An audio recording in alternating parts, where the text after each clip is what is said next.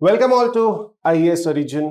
I am doctor Mohammad Zia और ये है हमारी करंट अफेयर की सीरीज जहां पर किसी भी एक पर्टिकुलर इशू पे हम करते हैं थोड़ा सा इन डेप्थ एनालिसिस और उस टॉपिक का रेलेवेंस समझने की कोशिश करते हैं हमारे एग्जामिनेशन पर्सपेक्टिव से।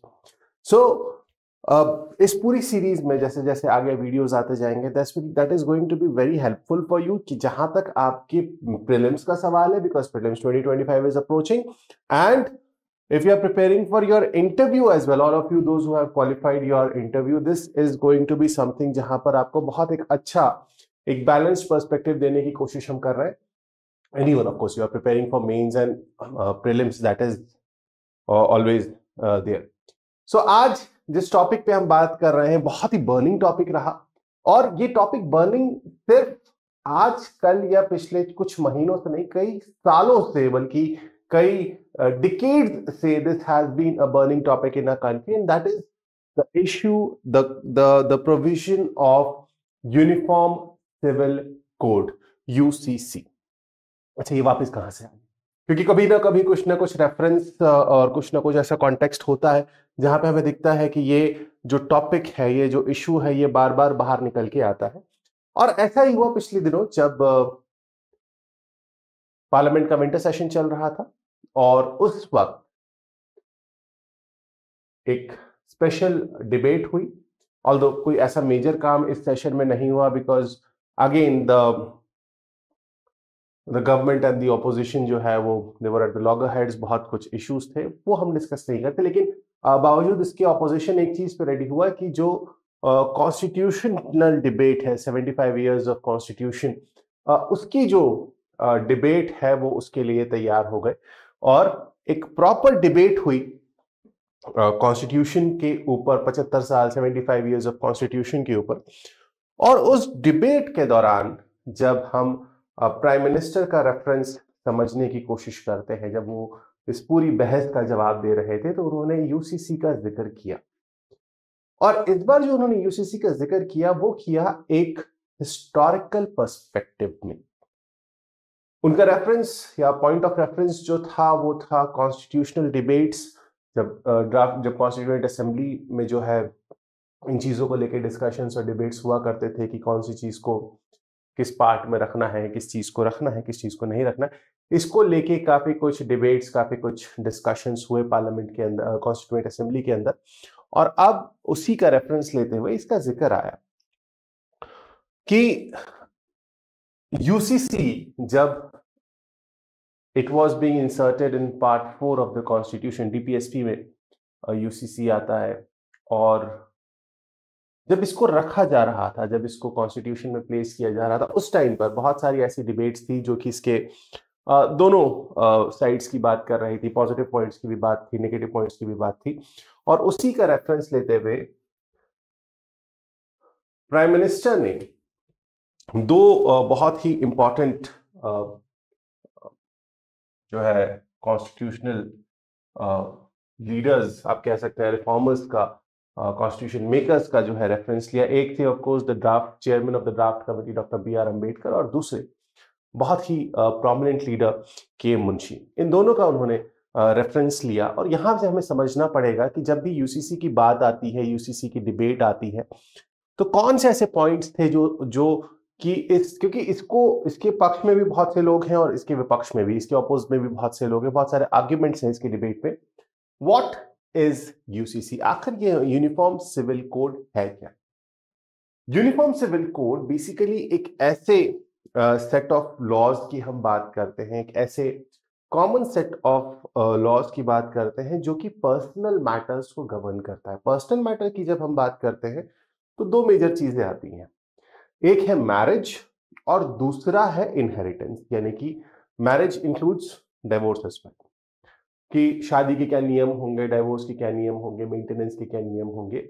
और दूसरा आता है इनहेरिटेंस की, जो प्रॉपर्टी है, जो प्रॉपर्टी है वो किस तरीके से जो जनरेशन से उनके बीच डिस्ट्रीब्यूट होगी। ये भी एक बड़ा सवाल है।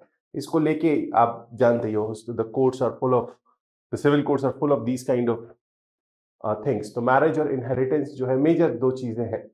और इसको लेके क्योंकि हम बात किसकी कर रहे हैं, हम बात कर रहे हैं कॉन्स्टिट्यूशनल डिबेट्स। तो अभी कॉन्स्टिट्यूशन में क्या प्रोविजन है हम उसकी बात नहीं करेंगे, हम बात करेंगे कि जो डिबेट चल रही थी constituent assembly, what was being discussed there. तो जब ये ड्राफ्ट हो रहा था, वहां पर जो प्राइम मिनिस्टर ने अभी रिसेंट कॉन्टेक्स्ट दिया वो था डॉक्टर अंबेडकर और के एम मुंशी का आर्गुमेंट, जो उन्होंने यूसीसी के सपोर्ट में दिया। जाहिर सी बात है, डॉक्टर अंबेडकर की जब हम बात करते हैं तब वो तो एनिलिशन ऑफ कास्ट की बात कर रहे थे। जब उन्हें कास्ट ही कहीं तरीके से अगर देखा जाए कि वो कास्ट सिस्टम के ही अगेंस्ट थे, तो अलग अलग कम्युनिटीज के लिए अलग अलग लॉज होना was something that we can say was not his। तो ये हुआ क्या, बात करते हैं कॉन्स्टिट्यूशनल डिबेट की। ये डिबेट हुई, इस पर्टिकुलर टॉपिक पे डिबेट होती है 23 नवंबर 1948 को। ड्राफ्ट कॉन्स्टिट्यूशन में जो आर्टिकल था वो 35 था। कमेंट सेक्शन में बताइए कि अभी जो हमारा प्रेजेंट कॉन्स्टिट्यूशन है, हम ड्राफ्ट कॉन्स्टिट्यूशन में दिस वाज आर्टिकल 35, लेकिन प्रेजेंट कॉन्स्टिट्यूशन में UCC is mention under which article before the slides and. तो आपको इस स्लाइड से खत्म होने से पहले बताना है कि ये कहां पर जो है ये इंक्लूड है, किस आर्टिकल में यूसीसी आता है। तो खैर, ड्राफ्ट कॉन्स्टिट्यूशन में ड्राफ्ट उसमें इसका जो आर्टिकल था दैट वाज आर्टिकल 35, और इन्होंने कहा that state shall endeavour to secure a uniform civil code throughout India. मतलब पूरे भारत में समान तरीके से, हिंदी में अगर कहें समान तरीके से समान नागरिक संहिता जो है वो लागू करना, ये स्टेट की definition article 12। Okay, and this was included in DPSP. ये उस टाइम पर directive principles of state policy में जो है इसको इंक्लूड किया गया। यानी कि अभी तो हम लागू नहीं कर रहे हैं, अभी तो हम इसको एज अ फंडामेंटल राइट नहीं बना रहे हैं, लेकिन आने वाले वक्त में जब सरकारें इस लायक हो जाएंगी, इतने एलिजिबल हो जाएंगे, इतने रिसोर्सेज आ जाएंगे कि हम इन चीजों को इंप्लीमेंट कर सकें, तो हम इनको इंप्लीमेंट करेंगे। And UCC was one of them. Now doctor Ambedkar ने क्या रिमार्क दिया यूसीसी के ऊपर। ऑफ कोर्स, जैसा मैंने आपको स्टार्टिंग में बताया कि डॉक्टर अंबेडकर खुद जो है वो खिलाफ थे इस तरीके के किसी भी डिस्क्रिमिनेशन से। वो तो एनिलेशन ऑफ कास्ट की बात कर रहे थे, उन्होंने हर तरीके से कास्टिज्म को भी खत्म करने की बात की थी। और यहां पर डॉक्टर अंबेडकर ने कहा कि जो ये रिलीजन बेस्ड पर्सनल लॉज हैं, ये जो रिलीजन बेस्ड पर्सनल लॉज हैं, जैसे मुस्लिम पर्सनल लॉ अलग है, आपको दिखेगा क्रिश्चियन लॉज अलग, खासतौर पे हम बात करें पर्सनल लॉज की। अगेन, पर्सनल लॉज की जब हम बात कर रहे हैं तो इसका मतलब क्या है, we are talking about marriage and things like inheritance and so on. He said that ये जो हमारा नेशनल इंटीग्रेशन की उस वक्त हम बात कर रहे थे, ऑफ कोर्स हम अगर 1948 की बात कर रहे हैं तो पार्टीशन हो चुका था 47, और वो सारा जो गदर था वो मचा हुआ था ना, कम्युनल राइट्स थे, लोग एक दूसरे को नफरत भरी नजर से देख रहे थे। और कोई भी एक्ट उस पॉइंट ऑफ टाइम पे ये माना जा रहा था कि ऐसा ना हो, गवर्नमेंट भी और कॉन्स्टिट्यूएंट असेंबली भी बहुत ज्यादा कॉशियस थी उस पॉइंट ऑफ टाइम पे कि ऐसा ना हो कि कोई भी ऐसा हम प्रोविजन इंक्लूड कर दे, कोई भी हम ऐसा डिसीजन ले ले जिससे जो हमारी सेक्युलर या एक सोशलिस्ट या जो इक्वालिटी वाली जो हमारी सोल है कॉन्स्टिट्यूशन की, जिसको हम डेवलप कर रहे हैं, वो इफेक्ट हो। तो यहां पर उन्होंने कहा कि ये नेशनल इंटीग्रेशन के लिए, ये एक भारत जिसका हम ख्वाब देख रहे थे, एक भारत जिसकी हम ख्वाब देख रहे हैं, उसके लिए उसके नेशनल इंटीग्रेशन के लिए जरूरी है कि ये जो रिलीजन बेस्ड पर्सनल लॉज हैं ये क्या हो जाए, ये रिलीजन बेस्ड पर्सनल लॉज जो है वो खत्म कर दिए जाए। लेकिन eight the same time doctor Ambedkar ने ये भी कहा कि ये अभी immediately in one go implement करने की जरूरत नहीं है। ही एडवोकेटेड फॉर ग्रेजुअल इम्प्लीमेंटेशन। उन्होंने इस चीज का रेफरेंस दिया कि ठीक है आप आज की डेट में नहीं कर सकते, क्योंकि हो सकता है कि जो भी, देखिए यूनिफॉर्म सिविल कोड का मतलब ये नहीं है कि हिंदू लॉज जो है वो जो है पूरी कंट्री में इम्प्लीमेंट हो जाएंगे, या किसी एक मुस्लिम लॉज जो है वो पूरी कंट्री में इम्प्लीमेंट हो जाएंगे, या क्रिश्चियन लॉज इम्प्लीमेंट हो जाएंगे, नहीं। Ideally in order to implement uniform civil code, what we need to have is a uniform society। और जब एक समाज, एक समानांतर समाज जिसको हिंदी में कहते हैं ना, एक यूनिफॉर्म सोसाइटी को जब हम अचीव करेंगे, तब हर सोसाइटी के स्टेक होल्डर के पर्सनल लॉज में से कुछ अच्छे एस्पेक्ट्स को लेके एक यूनिफॉर्म बनाया जाएगा, एक यूनिफॉर्म लॉ बनाया जाए जो कि सबको जो है वो इक्वली एप्लीकेबल हो, although we have this civil procedure code. So यहां पर इन्होंने कहा कि नहीं, जरूरत है बिल्कुल कि हमें यूनिफॉर्म सिविल कोड की जरूरत है। क्यों? क्योंकि हमें इसको पूरी कंट्री में, ये जो हमारा नेशनल इंटीग्रेशन की आज हम बात कर रहे हैं, उसमें किसी भी तरीके का डिस्क्रिमिनेशन ना हो, इवन पर्सनल लॉस के केस में भी ये डिस्क्रिमिनेशन ना हो। हेंस व्हाट इज रिक्वायर्ड कि इसको इंप्लीमेंट किया जाए। लेकिन इसको कैसे इंप्लीमेंट किया जाए? इसका जो इंप्लीमेंटेशन हो वो ग्रेजुअल इंप्लीमेंटेशन हो। के मुंशी, इन्होंने भी, ये भी बहुत बड़े सपोर्टर थे यूनिफॉर्म सिविल कोड के। इन्होंने भी बहुत अच्छे से इसकी वकालत करी कॉन्स्टिट्यूएंट असेंबली में, और इन्होंने कहा खास तौर पे जो पर्सनल लॉज हैं, जो रिलीजियस पर्सनल लॉज हैं, यानी कि जो हिंदू मुस्लिम पर्सनल लॉ है या और भी जो दूसरी कम्युनिटीज के पर्सनल लॉज हैं, उसको इन्होंने बताया that this restricted, or rather they are obsolete, they are an obstacle, they are orthodox, especially in order to achieve gender equality। तो हम जब एक तरफ तो हम, उनका कहना था, हम बात कर रहे हैं कि ऑब्जेक्टिव रेजोल्यूशन में हम बात कर रहे हैं अबाउट इक्वालिटी, हम फंडामेंटल राइट्स भी डाल रहे हैं कि there shall be no discrimination जो है on the basis of gender and so on. At the same time हम फंडामेंटल राइट्स में एक्सेप्शन भी दे रहे हैं कि nothing mentioned in the articles 14 and 15 and so on will restrict the government, will prohibit the state to make special laws for women and children and socially and educationally backward classes। तो एक तरफ तो हम कह रहे हैं कि हमारे इक्वालिटी है, किसी तरीके का डिस्क्रिमिनेशन नहीं होना चाहिए, इवन हम उस चीज को इंप्लीमेंट करने के लिए फंडामेंटल राइट्स में एक्सेप्शन क्रिएट कर रहे हैं। एट द सेम टाइम अगर आप यूनिफॉर्म सिविल कोड को इंप्लीमेंट नहीं करते हैं, तो हमारा जो बेसिक ऑब्जेक्टिव है, सबसे पहले हम जो इक्वालिटी अचीव करना है, the equality that is to be achieve, that is across gender, वो अचीव नहीं हो पाएगा। This will be an obstacle. And he linked, K Munshi, he linked UCC, uniform civil code, with national unity. उनका कहना था कि ये जो एक नेशनल यूनिटी का मतलब सिर्फ ऐसी चीज नहीं है जो कि कहीं से एक ऊपर से कॉन्स्टिट्यूशन बने और उसको इंप्लीमेंट कर दिया जाए नेशनल यूनिटी के ऊपर या नेशनल उसके ऊपर। नेशनल यूनिटी एक ऐसी चीज है जो लोगों के अंदर एक भावना, क्योंकि आप समझिए 48 की हम बात करें, ये डिबेट की जब रेफरेंस आया तो ये डिबेट 1948 में चल रही है। 1948 में देश बटा हुआ था, बहुत सारे टुकड़ों को जोड़ के भारत देश का निर्माण हुआ, बहुत सारे टुकड़ों को मिला के 565 princely states, if it include British India, 13 provinces, they all combined and they became, and at the same time we were facing the wrath of partition. At that point, that feeling of national unity, that a feeling that was to be inculcated among the people, and that was very, very, very necessary. Uniform Civil Code, K. Munshi. And he said, and this is very true, see, whether you implement UCC or not, and this is the line which should be practiced in principle, that religion must be restricted to its legitimate sphere. किसी भी religion में orthodoxy की जगह नहीं होनी चाहिए, किसी भी रिलीजन के डिस्क्रिमिनेटरी जो भी प्रैक्टिसेस है उनकी कोई जगह नहीं होनी चाहिए। और रिलीजन जो है वो बहुत ही पर्सनल मैटर है, पर्सनल लॉज है ना, तो पर्सनल मैटर है। Religion that you follow, religion that I follow, or anyone else or any other citizen should follow. They should follow their religion within their personal space.